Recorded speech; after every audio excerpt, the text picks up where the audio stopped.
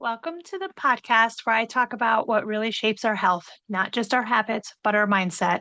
I'm April, a health and weight loss coach who is on my own journey to lose weight, rebuild confidence, and most importantly, change the way I think about myself and my goals.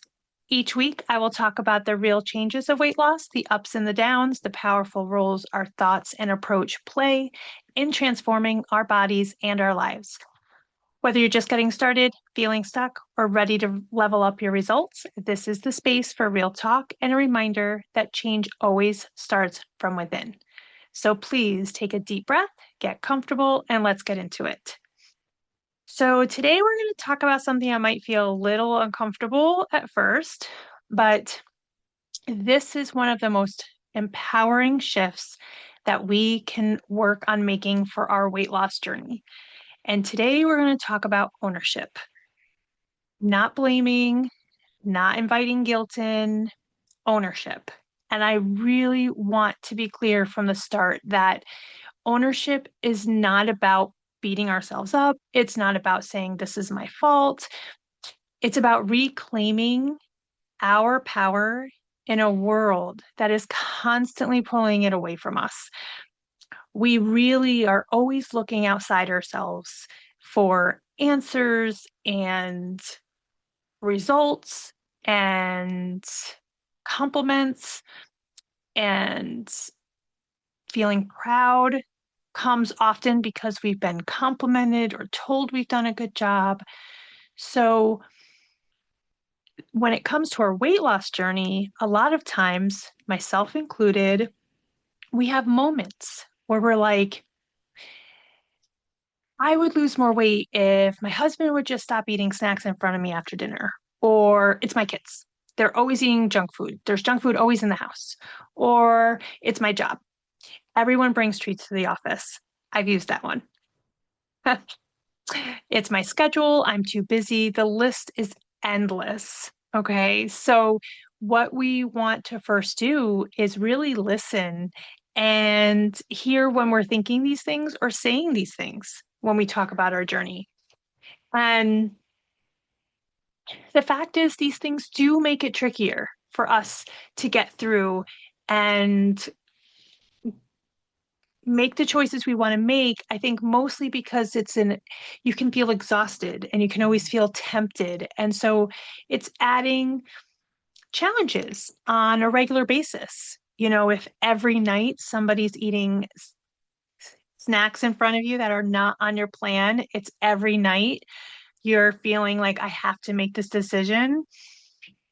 So I'm not saying that that's not true in the situation and in our day-to-day lives that we're constantly having to make these decisions. But the real truth is that we have the power to make it not as difficult. And weight loss doesn't fail because of other people. It stalls. It doesn't move forward when we give our ownership over to others. And most of us might not even realizing we're doing it because, again, these are conversations I've had with so many people. These are sayings I've said myself. So it's kind of like a sneaky, quiet way that we are giving away ownership in our journey and what we want to achieve for ourselves. So we will say, as I said, we'll say, I can't lose weight because of my husband or my job or my kids, or I'm so busy. So now we're making our success dependent upon somebody or something outside of ourselves. And that makes progress almost like fragile. It's so easy to break. It's conditional on something else, on someone else. So we really want to shift the blame or the excuse of circumstances and really look at how we can take control back ourselves. So, as an example, one of the ones in the beginning was like, my husband eats snacks in front of me after dinner. And This is one that, I've experienced myself. Kevin does sometimes, often actually have snacks after dinner. And I know my friends have talked about it. I've heard about it in groups. So it's a very common one. So it's again, it's totally normal to find this tempting and it's totally normal to find it challenging. We're human, right? We see the chips or the candy or the cookies and we're like, oh, that looks good. A little won't hurt, all these things that we have. So, but the real thing to do is question, okay, what's going to actually move us forward in our journey and our goals? What part of this do I have control over? Because your husband's behavior or kids or your jobs, coworkers, clients that might bring stuff in, that none of that is in your control. Um, what snacks that he might buy, what snacks clients might bring in. I know in a dental office, we will have patients bring in uh, food for us sometimes as a gift or during the holidays. That's not in your control. That's going to happen either way. And where somebody brings it, what they bring, anything like that, none of that is your control. But where the power does reside is how you show up for this and how you think about the situation. So I can't control what snacks he brings, but I can plan my evening routine to support me. I can make tea. I can watch TV and tell myself like this is my way of relaxing, hot tea with a cozy blanket. Um, I can decide ahead of time if I do want to plan something on my day after dinner. So that is a choice I can make for myself as well. And if I don't find that it's interfering with moving me forward my weight loss, that can be an option as well.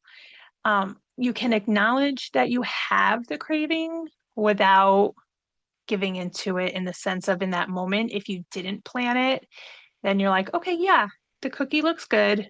I get it. Maybe I'll put one on my plan tomorrow, just not right now.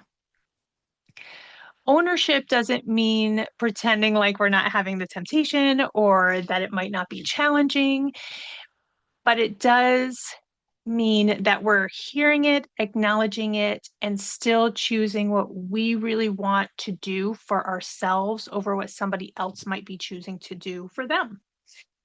So it's also, once we think about this, it's not necessarily meaning it's going to be perfect. You can take ownership and still have nights where you may overeat or that it may still be a struggle. The difference is that we stop making the moments mean that we're powerless. We stop putting it on somebody else. Well, if my husband didn't snack, then I wouldn't snack. That's putting it on him. That's putting it on the other person. Well, if the patients or the clients or my coworkers just didn't bring in food to the office, then I would never eat it. That's putting it on them, right? So sometimes you'll have success where you will choose not to eat it. And we want to highlight that. You want to tell yourself, like, really good job with not eating that. If you did eat it and afterwards you're like, I really didn't want to do that. What can we learn from that? What can we take away from it? So, for an example, for me, sometimes after dinner, when I'm packaging up the leftovers, because we'll eat them during the week, I might take a couple more bites of something. For example, tonight we had mashed potatoes and gravy, which is one of my favorites. And oftentimes when I'm packaging it up, I will take a couple extra bites of mashed potatoes and gravy. I have a feeling I'm not the only one that might do that. So I'm sharing my version of what happened tonight. And it took a lot for me to do because it's not necessarily the easiest thing to admit to somebody that, hey, when you leave the room and I'm packaging up dinner, I tend to take a couple bites, but it's true. That's what I do. And I took ownership of that. And I really thought of it's not, I'm not eating it because it's, well, if I didn't have to package it up, I wouldn't eat it. No, I'm packaging it up because it's good and we're going to use it again. And I made the choice to eat it. So how can I help myself not to do that? So there's other things I was doing. I was packaging up the chicken and the making whenever we have chicken, I take the bones and I make a stock. So I was doing that. So I did ask Kevin, hey, do you mind packaging up the mashed potatoes tonight? And I admitted why. I said, normally I will end up taking more bites and I would really rather not do that. So, do you mind doing that for me? And he said, yeah, no problem, of course, because again, he's just so great and supportive, and I'm so grateful. But sometimes it is reaching out to others.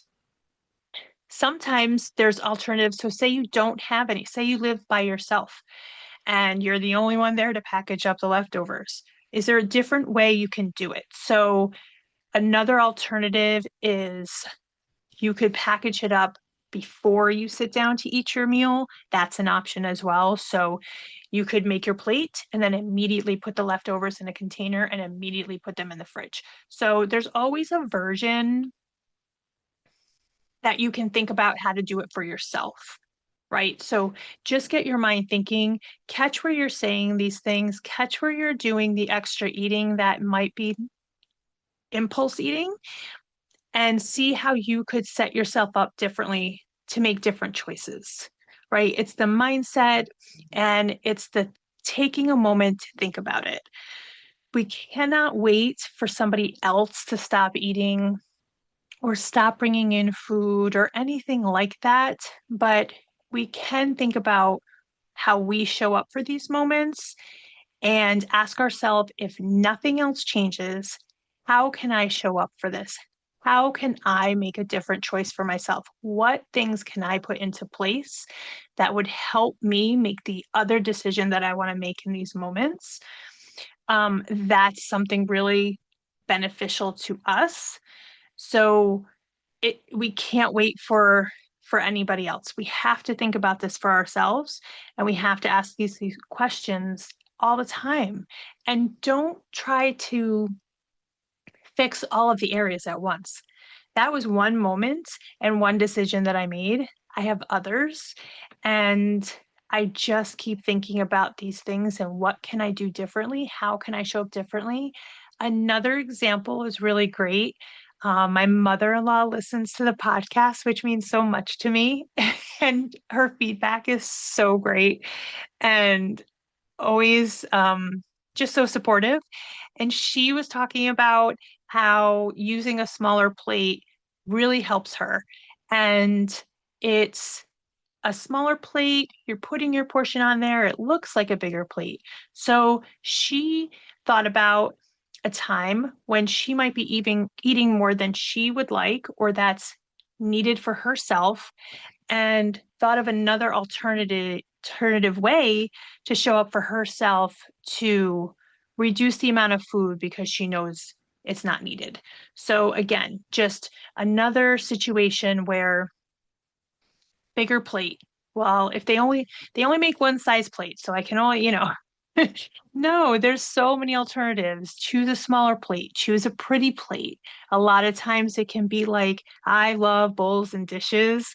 So I really, when I wanted Chinese food the other night and I thought, hey, we have a lot of Chinese food type foods here that I can make something.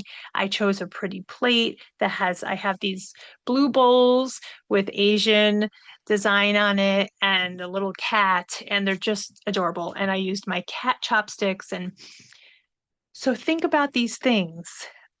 Anything that can make it your choice and what feels better for you in the moment. And it really is empowering, right? This is the part I really want to drive home. So when you take ownership, you are not being hard on yourself, you're being kinder because now success isn't so fragile. It's not relying on somebody else. It isn't dependent upon your husband skipping snacks or your coworkers not bringing in food or patients or clients not bringing in gifts of food. It's really you. It goes with you everywhere. Holidays, stressful weeks, These moments that you see that are tripping up your progress, sit down and think about them. What can you put into place to make it easier for you to make the choices that feel good to you?